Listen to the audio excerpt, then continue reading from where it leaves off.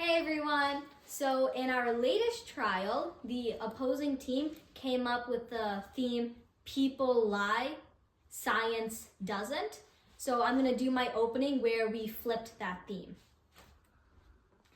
May it please the court, opposing counsel, members of the jury. My name is Amishi Amit, and I, along with my co-counsel, represent the defendant, Connie McLeod, in tonight's proceedings. Reasonable doubt is not just a legal concept. Tonight, it takes the form of an actual person, Robin Locksley. Please listen closely for this name. But before I go any further, let me simply explain what happened. On the night of October 30th, 2024, someone broke into Ruffed Grouse High School. They smashed through concrete flooring in a basement room and uncovered a time capsule that was buried there in 1905. That's the extent of it. Now, there is no record of what was ever placed in this time capsule. No photographs, no videos, not even a written record.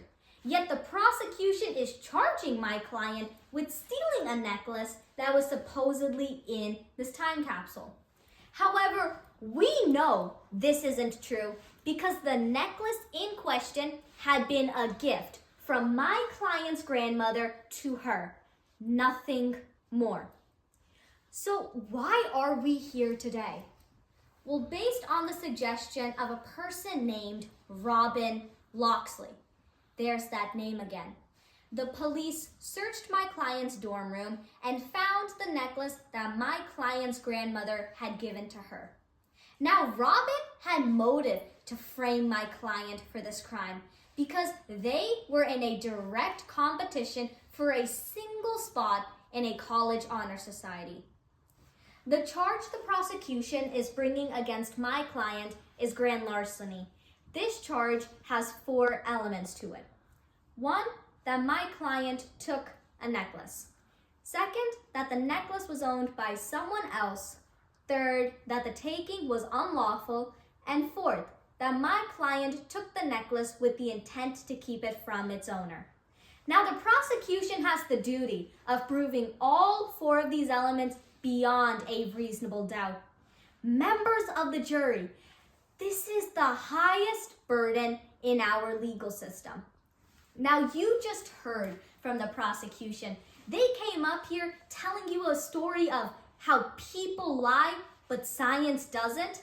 However, we will show you today that their science is flawed. Additionally, at the end of tonight's trial, you will be left with reasonable doubt, and it takes the form of an actual person. Members of the jury, we urge you to listen closely to the testimony. You will hear that the prosecution cannot place my client at the crime scene, and that the prosecution can't place the necklace in the time capsule. Tonight, we will call 3 witnesses to the stand. You will first hear from historian Mandy Montoya, who will tell you about Robin Locksley's obsession with the time capsule and their desire to dig it up on their own. Next, you will hear from Pledge Master of an Honor Society, Ali Jervich, who will testify under oath that on the night in question, Connie McLeod was not at Ruffed Grouse High School. Lastly, you will hear from my client herself.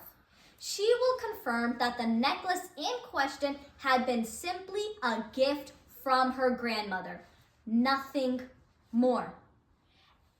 Make no mistake about it. My client is innocent of the charges being brought against her.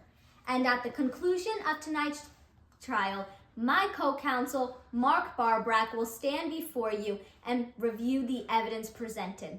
He will remind you that it was Robin Locksley who had the means, motive, and opportunity to commit this crime, not my client. He will then respectfully ask that you return a verdict in favor of the defense, finding Miss Connie McLeod not guilty of grand larceny. Thank you.